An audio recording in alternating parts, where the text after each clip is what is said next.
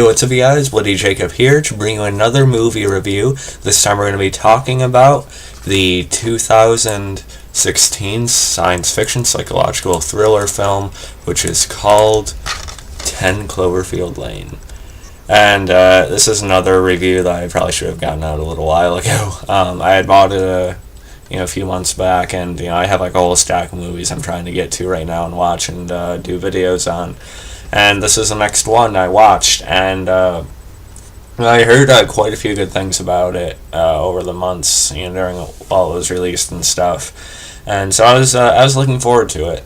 I'll admit I actually haven't seen the original Cloverfield movie, but from what I understood, there isn't like a whole lot to know from the first movie that that you're required to see to understand the second one here.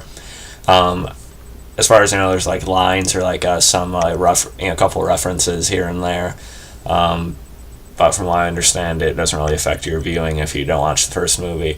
I probably will eventually, but I had heard you could enjoy this as a standalone thriller, and I very much did. Of course, the movie, it is from producer J.J. Abrams, who is just involved with Star Wars lately, and he's done quite a few other things as well. And it stars John Goodman, who is an actor I really want to see more of. He is a very good actor based on the work I've seen from him, and his character is one I'm looking most forward to seeing as far as humans go in the Colin Skull Island movie coming up in March.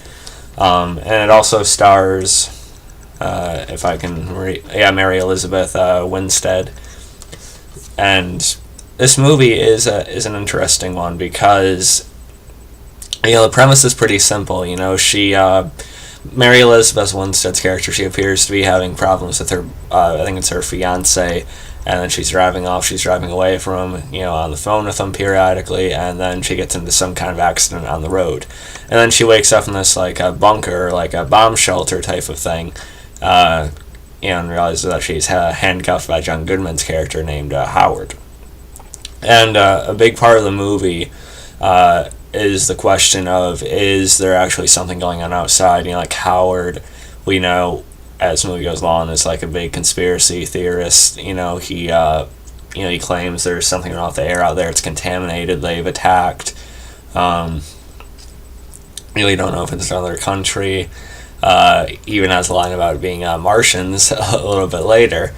So we don't know if there's actually this great danger outside, or if it's just Howard and he's like some kind of psychopath or something, and he basically kidnapped her.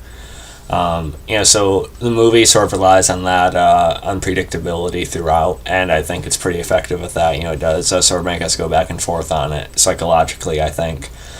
And she's also locked in there with this guy named Emmett, and Emmett is played by John Gallagher Jr., who does a pretty good job as well, but the highlight of the movie acting-wise is definitely John Goodman's performance, because throughout, as I said, we don't really know which way it is, and he makes us question it throughout, with there are times when he has like these temper tantrums really, or he like snaps, and he's definitely a very angry guy.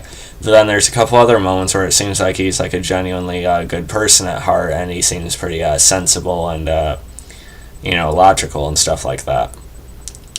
So really kind of plays on your feelings like that. So I like how that was done, and Goodman, he does a very good job of showing those emotions, flipping from one end of the stick to the other, and so I really like that part of it for sure. That's probably the highlight to me. Mary Elizabeth Winstead does a pretty good job as well, and the guy who played Emmett was fine. I'm not going to be able to go into like all the details of the movie, but there's like a point where they get along for a while too, which I found to be kind of fun. And then we find out about this daughter that Howard supposedly has, that he had lost at some point, and then there's a bit of a twist of that a little bit later. So overall, I really did enjoy it. Was it as good as I heard it was? Yeah, pretty much. I definitely don't regret buying it. there's really like no negatives I can give to it. Eventually, Mary Elizabeth Winstead, her name's Michelle, and the Emmett character, they're still making plans to get out there. They're making this homemade gas mask behind Howard's back. And, basically it does turn out that Howard is kind of a psychopath, but at the same time, it seems like there actually is something going outside, because they see not only the dead pigs from Howard's farm, but also this woman who rushes up to the door at one point, and her skin's like very, very just screwed up. So we do know there is something going on out there. But at the same time, the picture of Howard's daughter that he had showed Michelle turns out to be this other girl from a school in the area that Emma recognizes. So we don't really find out everything about Howard's past, and in a way it would have been nice to get all the details like nailed down about what actually went on with him in his life. But I think a good idea would be that maybe something happened to his daughter, then maybe he kidnapped this girl and tried to replace her. But then she probably tried to escape, and Howard killed her in the moment or something like that, because he shows him like this acid that can dissolve things right down to the bone. Then, of course, Michelle finds this thing on the door a little bit later saying help and blood and a bead or something. So I think that's like the best way to go with as to what happened with that. And, so are you supposed to see Howard as like this complete like villain in the movie? In a way, yeah. But at the same time, there are like moments where Michelle and Emmett do like tick him off when they didn't necessarily have to. So you gotta wonder if they just didn't do anything, if he would have ever actually done anything to him. I don't know, because it is dangerous out there, as we see towards the end of the movie especially. So it's kind of like, it's debatable, and I like that there's still a question in it, even when we do find out for sure that he does have kind of a violent past as far as what happened here. The Emmett character is pretty likable as well, but he is killed when Howard discovers their plans with the gas mask and the radiation suit and stuff like that.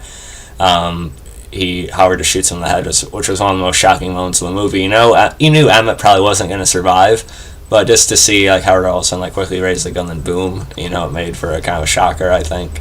And then we see his body layer being dissolved in the acid.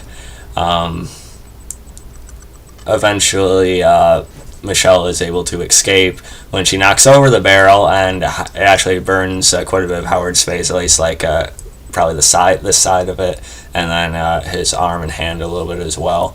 And Howard chases after her, but Michelle finally manages to get away after like hitting the door on his hand as he was trying to reach up at her. I think it was in the vent actually. So he gave a bit of a chase there, which is pretty intense. Whenever there's a chase in this movie, it's damn intense. Okay, so that was good. And Michelle actually does get out of the bunker, and she's panicking, trying to keep her mask on and making sure the suit doesn't get like broken in any way. But then she realizes she actually can breathe in the air. But it turns out there actually are aliens out there. So that's sort of like the big reveal in the movie. I know some people didn't really like the reveal that there's just aliens out there. Some people wanted it more like either more simple than that, or like wanted it to be like another explanation. But it is like a sci-fi thing, so you almost kind of expected there to be some kind of twist like that. And like I said, this isn't like directly connected to the Cloverfield movie, but I guess we're supposed to believe that these alien things and the Cloverfield monster are like existing in the same universe somehow. So I guess I could see that meshing a little bit based on what clips I did see of Cloverfield in the past. I do know this reference. So Howard is mentioned to have worked on satellites in the past, and I guess at one point near the end of Cloverfield, you see a satellite coming down, which is thought to have like awoken the monster or something. So maybe there is more of a connection. But the bunker does explode. Howard likely dies inside. So in a way, I almost feel like it was a little anticlimactic the way Howard's character ended up, the way Goodman's character ended up. In a way, I kind of wanted him not just to be like this psychologically screwed up guy, but at the same time, there is still that gray area there. So, again, it's sort of like a middle ground, I think. And I still found it, kind of compelling for sure. And others didn't like this sequence where Michelle is attacked outside by this like alien, like a dog type of thing running around. The effects for that were okay. We didn't see much of it when we seen it up close briefly. It looked fine, I guess. Then, of course, the ship, tries to get her when she's in the car and sort of like bring her up in the air to try and devour her. And she manages to make this makeshift Molotov cocktail and throws it in and destroys the ship, and the vehicle lands flat and she's okay. Part's a little, I don't know. But like I said, I kind of expected sort of more like a sci-fi twist like that, so I didn't really have a problem with the alien reveal. Michelle manages to drive off in another car that the woman had brought earlier, and she overhears this thing on the radio about there being a resistance, how they've taken back a certain section of the country.